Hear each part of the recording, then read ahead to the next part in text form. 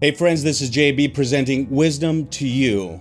And today we're still pouring into Ecclesiastes 3. We're going next. What's next? It's a God-given task. And this is hugely important because it talks about the toil. What gain has the worker from his toil, right? What gain has a worker from his toil? The gain is the blessing that God has given us. It's such a blessing to be able to toil, to be able to see what is the path that the Lord has given us, the steps that He lights for us, that we may enter into those steps in faith and in surety that we are doing God's will. What greater thing to do than to receive a gift of industry, of production, and to step forward as God has given us that charge to do so. It's challenging. There's so many distractions in this world. You have so many gifts and abilities. God has given you so many valuable things that are special to you. And in some ways, we can go in many different directions. But are we really producing where God has laid us, where God has planted us? Are we producing? Are we producing and growing? Because we do these step by step. It's a step process. And He's given us something that we should take and cultivate and nurture so that it grows. We water and feed it so it grows. It may be our skill. It may be our aptitude that He gives us and the place where we are. Okay, and it's different for each person. But essentially, when we get into our word and we get into our gifting, our strength zone, you see these things blossom. And when we struggle against it, even there are times where, it hurts. It hurts for us to make certain decisions, but we know God wants us in this area. We've seen the signs. He's illuminated the steps, and we have the gifting, and we are making the decisions prayerfully. And then we move forward. It can be challenging because it can be a big leap of faith. It can be strong. It can be strong things against it at times. Okay, now a good thing to think about is one of my methods is: are we stepping off the cliff knowing that there is a illuminated step out there for us? Or are we jumping off the cliff expecting God to save us? Okay, they're two different things. When it comes to your walk, when it comes to your decisions and future planning and steps to get there, it has to do with, are you walking off the cliff that has a illuminated step, a foothold out there somewhere, somehow?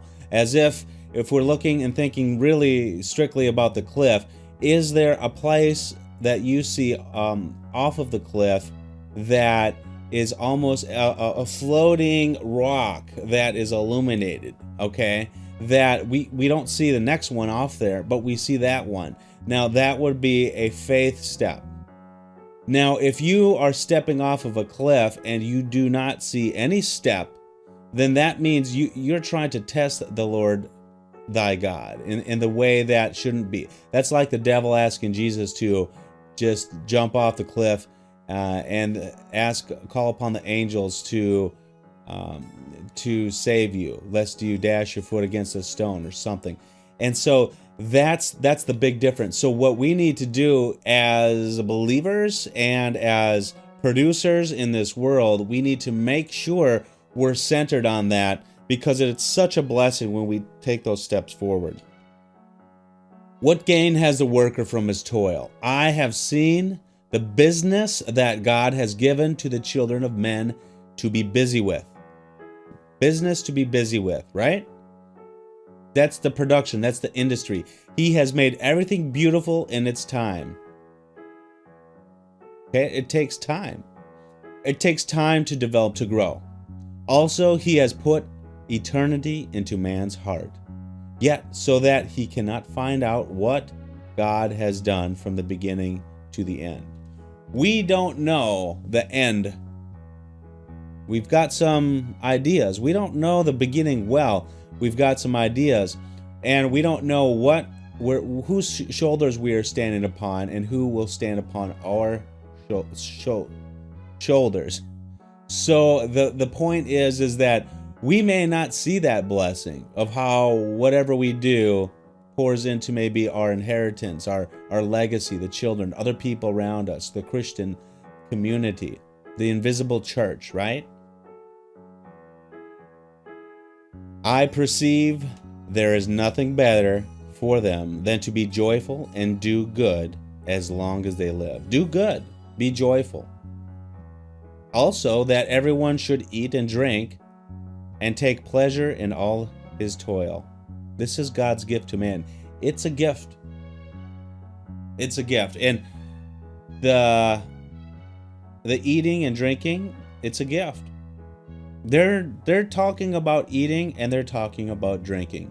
Why? Because they say so. Okay? And the drink, what is that? What do you think that is? Okay?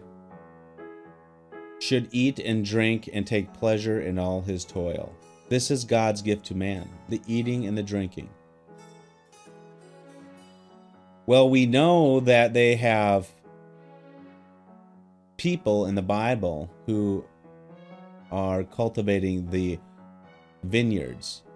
And, well, even do we have precedent where Numbers, Bible, wine? Is there wine even in the Bible? Why are we... Now they must abstain from wine, and others must not drink vinegar made from wine. Now that's Numbers 6:3. But it wasn't really... There are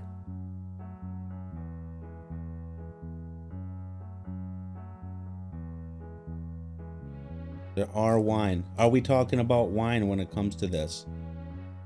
Now there are people who must abstain from wine and other fermented drink, must not drink vinegar made from wine or other fermented drink.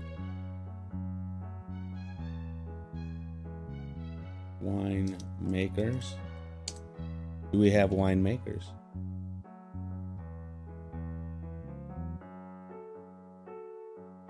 Well, here we have, you see, the internet's flooded with so much information because of the abuse that you won't get hits as quick as you think, because it's a algorithm. Numbers 5:15, and you shall prepare wine for the drink offering, 1/4 of a hin with burnt offering of sacrifice for each lamb. There's 1/4, there's 3/4 going somewhere else.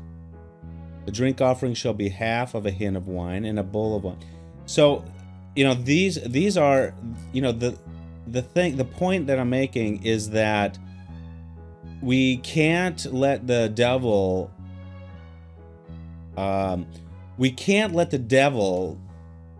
put God's gift under something that it's not. Okay, there's gifts from God, and God has ordained them. And we can't let the devil confuse us. I think what's happened in the Christian church is that, I was talking to my wife about it, is that many people, because of abuse and because of the way that church has addressed it, are fearful to even enter into a church because they are enjoying God's gift to man. They may be enjoying it wherever. It may be in a grill or bar and grill, they call them. Now, if your purpose is to go just drink wine all the time, then probably that's going to be a problem, because you can really only drink so much before it really takes its toll on you. But even so, the church has neglected this in many ways, and it's here God's gift to wine. Now, it also talks about abuse, and it talks about what you should and should not do. Kings should not drink wine and should not take strong drink and drink wine, drinkers of wine. Well, you know, to me it seems that their point there is that you're not to really have a cup of wine just walking around all the time. I mean, it's kind of almost so obvious when you think about really what its application is. And there's a point where it's just like, come on, man, you had too much, or come on, dude, you've been having too much. What are you producing in the world? But there is a gift, and that even here Solomon talks about that everyone should eat and drink and take pleasure in all of his toil. So the pleasure comes in the form of eating and drinking, and that toil to get that. I perceive that whatever God does endures forever. Nothing can be added to it, nor anything taken away from it. God has done it so that people fear before him. That which already has been, that which is to be, already has been, and God seeks what has been driven away. God seeks what has been driven away. Interesting. That which is already has been. That which is to be already has been, and God seeks what has been driven away. Interesting. So the point is that we are getting back to work and toil and some of the blessings and gifts that come from it. Eat and drink is one, and of course there are other blessings that come from it, but it's gifts from God. Business that God has given to children of man to be busy with. Business, industry, production. This is still an overriding task, and is pouring into me. God, thank you for this blessing. And I thank that you have people out there who are also concerned and seeking and pouring into you. Lord, continue to bless all that are watching, and you out there in the world on the internet. If you like this, you've got comments, share, because if you're going to give some constructive feedback, I want it. And if it's destructive, I'll see what I can get from it, and I'll probably ignore most of it. But my friends, it's here for you. Take it or leave it. Take good care and be wise.